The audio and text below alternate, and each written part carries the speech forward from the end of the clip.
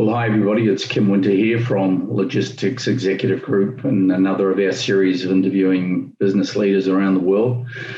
And today I'm very pleased to introduce a special guest all the way from my homeland in New Zealand. And his name is Max Whitehead, and Max is a media raconteur in New Zealand, is the Chief Operating Officer of Small Business Voice in New Zealand. He's got quite a long history in employment law, employment representation of various groups on both sides of the counter, and we'll talk about that later.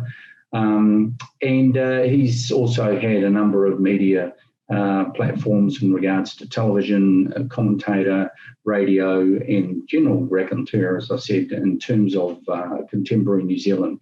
Without further ado, Max Whitehead, welcome from where in New Zealand? Hi, Kim. Yes, I'm in Auckland, New Zealand, which is probably the largest city we have in our little nation down in the bottom of the Pacific. We're a tiny little nation, but we reckon we pack a big impact. And possibly a lot of people have heard of us now. And with you doing the show like this, I mean, obviously everyone hears that accent, and you sound pretty familiar to me, but here's two strange accents. Yeah, I think we're a bit weird for most people in terms of the accent, but that is what it is. We're a bit special in our own way. Max, absolute delight to have you on, and of course, caught up pre-show, and I've learned a lot about your background by following you on LinkedIn. You have a number of really interesting platforms and engagements around LinkedIn continuously. So I recommend everybody follow Max on LinkedIn, and we'll have the details as you're reading this, as you're listening to this, and seeing it, you'll be able to get hold of Max. Max, I really just wanted to have a very, very quick insight into your current business situation, what you're currently doing in New Zealand. When we talk about the Whitehead Group, what's the main function of the organisation currently? We have expertise in employment law, and but more importantly, we cover, in terms of the CEO, the Small Business Voice, we're representing small businesses in a general field, and we go on. We're often covered by the media. The media often knock on my door for comment regarding the impacts on small business, and anything to do with employment law, they knock on my door as well. So I do make regular appearances on radio and TV in New Zealand here. Yeah, anywhere else in the world, this is the first time you've ever heard or seen of me, but it's not, my name's not unusual over here. Couple of things. I do every second day, we put something up on LinkedIn that Kim mentioned before about small businesses. So I've got a friend at the moment, Vaughan, and we're doing them every 2 days, and it's just issues that we're finding in New Zealand. So if you guys are interested in New Zealand, and hopefully after Kim and I have had a good chat, you might see some opportunities within your business spectrum to touch base here in New Zealand. Awesome. And of course, so thanks for that, Max. And of course, in any economy anywhere in the world, and we'll talk a little bit more about New Zealand for those who don't know a lot about New Zealand without plugging it too much, but there are some reasonably interesting and unique things, I think, on a global scale. Media has been focusing on New Zealand on a couple of different areas recently. But in any economy, it must be between 80 and 90% of businesses are actually small businesses and are the major contributors to tax. We're not like some of the big media and online companies that manage to bury their taxation and going off the various countries around the world and ending up earning billions and paying zero tax. So talk to us a little bit about the ecosystem, the sort of environment for small businesses in general, and in particular in New Zealand, and how they look, what sort of shape and size are they? Yeah, sure. And New Zealand's renowned for being very easy to set up a business, very easy, and it is easy. And what's actually happened has been the bigger organisations have come in here, and even our governmental organisations have had a lot of difficulty with complex employment laws. So what they've done is actually released their employees and re-engaged them back quite often as contractors. So we have a nation of contractors. So I can say to you now that 93% of all organisations in New Zealand, 93% are small businesses. A small business is defined as something less than 20 people. So, and look, the bigger businesses have huge domination in here. They're still employing about up to over 50% of our employees in New Zealand. The rest of of that proportion, which is about 40-odd%, is employed by the small business sector. But as I said before, it's very easy to set up in New Zealand, and it's not a complex issue. You can register your business online. You don't need high credentials. You should have an interest in New Zealand, and they'll be checking for that. But certainly, it's easy. From my perspective, who reside in New Zealand, I could probably set up a business within half a day, and be up and running. So, Kim, you might remember that from your days when you were way back here. It's what New Zealand's renowned for, has been easy. Is it easy trading in New Zealand? It probably is, I would think, compared to other countries. You can trade depending on what your commodity is or what your service is that you're offering. And their opportunities are here.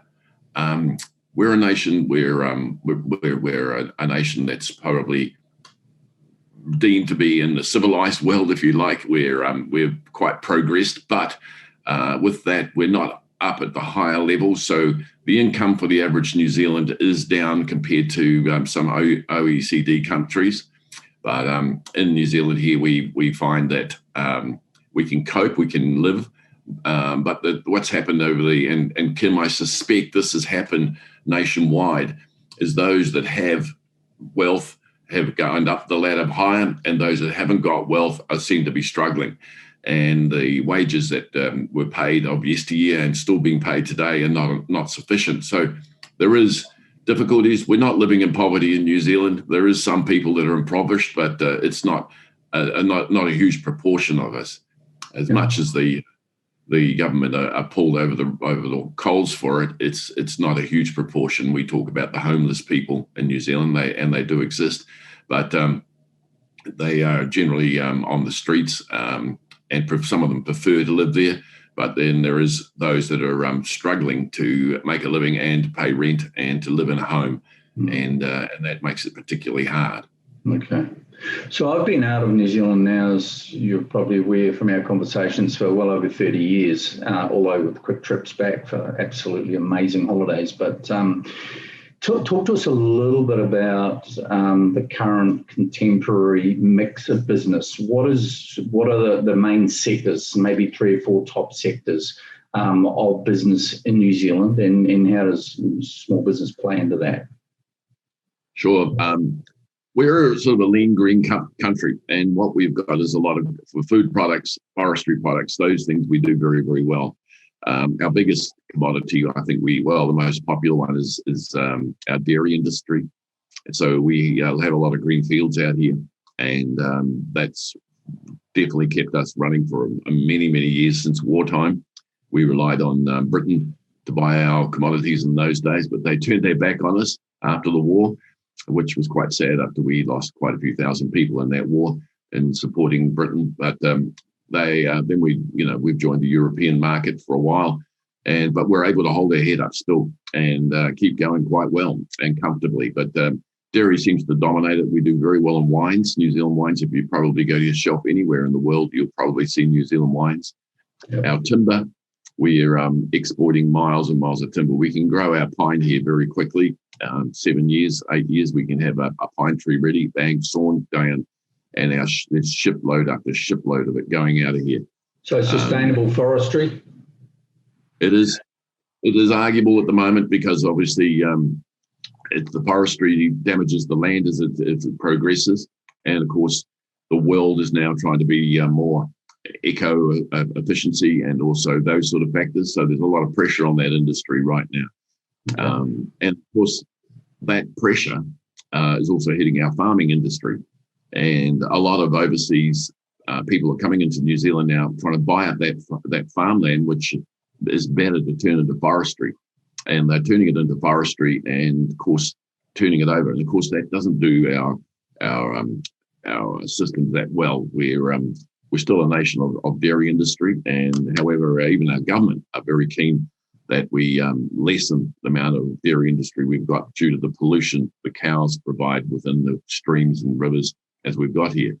So there's always conflict, as there is in every nation. I'm sure I'm not speaking alone here, that every country faces these little issues.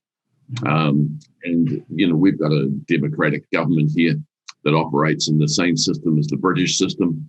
And with that, we're able to debate the issues. Whether we get the results we want every time, no, I can say we don't. But certainly, you can be heard as a citizen, but it's not always you'll get what you want. Sure. So major exports being, as you said, forestry, dairy. I mean, Fonterra is the big co-op for dairy there, is the major player on the stock exchange in New Zealand. Any other exports? Manuka honey. Wine is really picking up. Our tourism is was going very, very well until we had COVID. And it was another huge proportion of our industries. Certainly the farming industries and food, fruit, all that sort of industry grows very well in our soils. We have a lot of volcanic soils, which are very good for all sorts of crops. And we've got significant land here. So the population of New Zealand's about the size of Britain, if you like, Great Britain collectively. Okay. It actually would be, we've only got 5 million here, whereas what's Britain got, Kim, that's 60, 70 million, isn't it? Yeah, I'm not sure, but it's a lot, yeah. And you can see how, we're sparsely populated. But in the last, I would say 5 to 10 years, that population is gained from about 3 million to nearly 5 million. We're just under 5 million people in this country. So it's gaining significantly with a lot of immigrants coming here for the lifestyle. But more importantly, we're on the bottom of the globe, which is nice, clean and green down here, but we're also COVID-free at the moment. So that's a real blessing for that. So can we just segue to that briefly then? The current situation, I mean, we hear about it on the news. I'm sure I'm not the only person that's aware that New Zealand and Australia are ranking right up there in terms of control. Why has that been the case, and what has been the price to pay, if you like, for maintaining that level of control? Well, as a businessman, it's a very interesting subject, but as a businessman, the lockdowns were, terrible. But we did it. We locked down really early. Some of us would say not early enough, but we did lock down, and that seemed to keep the virus out. Now, I think the reason why New Zealand and Australia are quite clean of it is the fact that we're way down in the Pacific Ocean. So we don't have a lot of nations near us. Plus, our population, we don't live in close proximity to each other. We've got, like I live in the city, there's I've got lawns and grass around me, and I'm just an average person. I don't have a lot of wealth.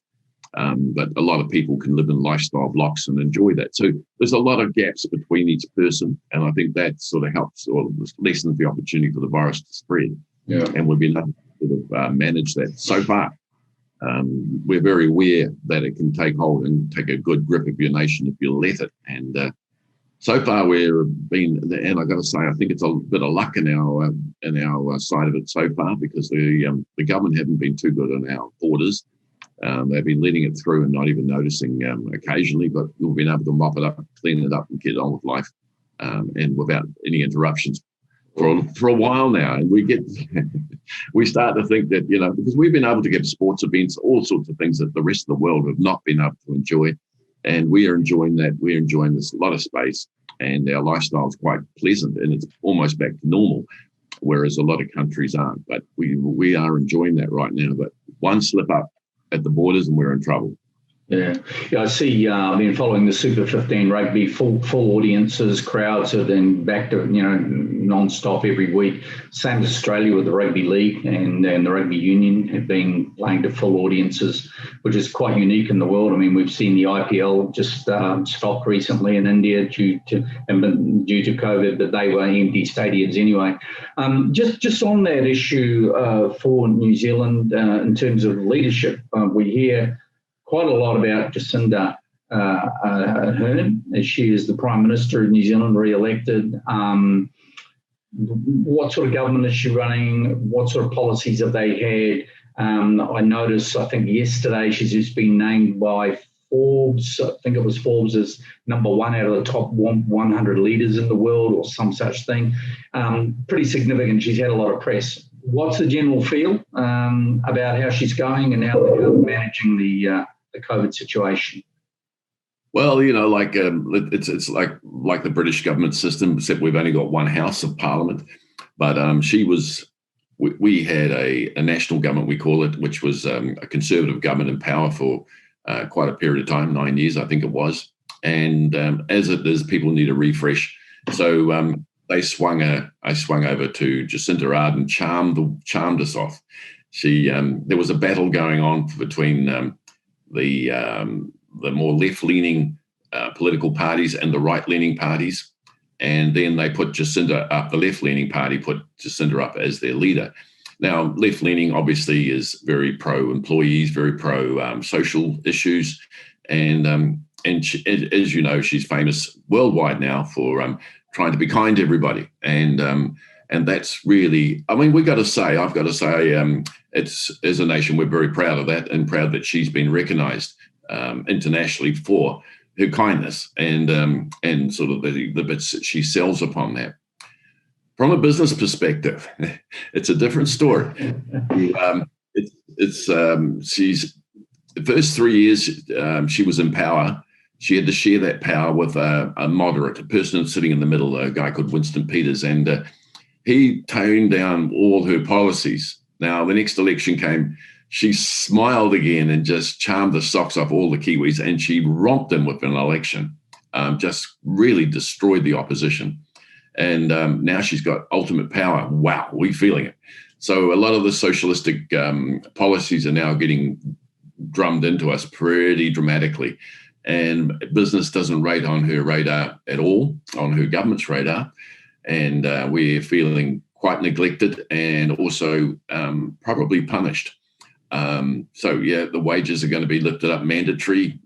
She's taking control of those and with new laws, which I'm very interested in.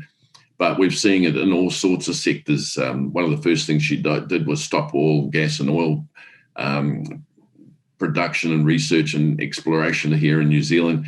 And that was not done with any consultation. And some of us were quite shocked as a whole, like from New Plymouth, which is a city in New Zealand that Kim will be familiar with, you won't, but certainly it was impacted quite dramatically on that. And a lot of these things were done quite brutally, but she's certainly right now making it felt that Jacinda's in charge and it's a socialist agenda. Some of us in business orientated, as a lot of people will be watching this, I'm sure, Kim, will be concerned as we are that, how will our economy go? Because since we had lockdown, obviously that cost our nation billions and billions of dollars. In New Zealand money, that's huge. So what they've been doing is what we call printing money and just bringing it out of nowhere. And, of course, that's not helping us at all. But New Zealand was in a pretty healthy position financially. So compared to a lot of nations like in Europe and whatever, we're still looking very, very tidy. But what we don't like, us business people, is the borrowings that are going, the debt which is accumulating to cover off those periods of time. So we're flourishing and she's handing money out left, right and centre in New Zealand here. But what we're concerned about, when is that going to be repaid? And a lot of us people in business, and we have to face those problems every day. Whereas I think our Jacinda's background and commercial background was running a fish and chip shop, and she worked in one and be involved with unions. So, she's got the narrow business experience, which we're worried about our economy, that's for sure, but it's not affected at the moment. Well, that's interesting. I'm linked with Jacinda on LinkedIn, and quite often comment, and a number of the members of Parliament actually, including the Speaker of the House, who was my patrol leader at Boy Scouts. So one of the biggest villains in this country. We don't know all 5 million people by name, but this is a small country. Well, look, that's really interesting. And look, you and I have agreed that we're going to do a live, just for our audience's sake, as a disclaimer. We've agreed now that we're going to do a live 10, 15-minute max. 15-minute max, no pun intended. Yeah, I got it. That's what I'm called. It's what I'm going to call it. Every week, from about 2 weeks' time, about things of topical things that are going on in business in New Zealand. We promise not to bore anybody, but there is a lot going on, and you have got an extremely interesting background, my friend. You've had a lot of experience offshore, and you've been involved on the employer side, which I want to segue into on various meetings that we have. The union side from various angles, and also a whole range of different things about the ecosystem in New Zealand, about health, and about race relations, our history, our colonial history, our current contemporary racial relations scenario in New Zealand, which I think in general we're pretty proud of compared to a lot of countries. But there's a history there, and we want to be honest about that and open about it. And we also want to bring in some special guests that I know that you've got connections with from various elements of the New Zealand economy and the New Zealand social and political scene. So we're really looking forward to that. Max, I've really appreciated you taking your time, especially considering we were supposed to record this yesterday and I didn't make it for various reasons. So thanks very much. Thanks for your patience. Fantastic to talk to you. That's the end of today. Max, any words to the audience on the way out about what we're going to be doing for our weekly sessions? If you're a business person and you want to know if New Zealand's open for business, I can assure you it is. But that's not the purpose of this discussion, because what it should do is whet your appetite, because I think you'll find some very interesting opportunities down here in New Zealand. We've got it's a beautiful nation. We've got more visual things than most whole continents provide in our little nation. So not only we got beauty, we've got opportunities down here for business, but there's also lots of space, and watch on. Kim and I are going to bring you some things that you won't want to miss. Good stuff, Max. Fantastic words to take us out. Thanks, everybody, for joining us. Enjoy the rest of your day or morning or evening. We look forward to joining you. If you want to lock in with us every week, we'll give you the timings. It'll be up on LinkedIn. And 10-minute grab on what's going on in New Zealand. Thanks again, Max Whitehead, and look forward to talking to you soon.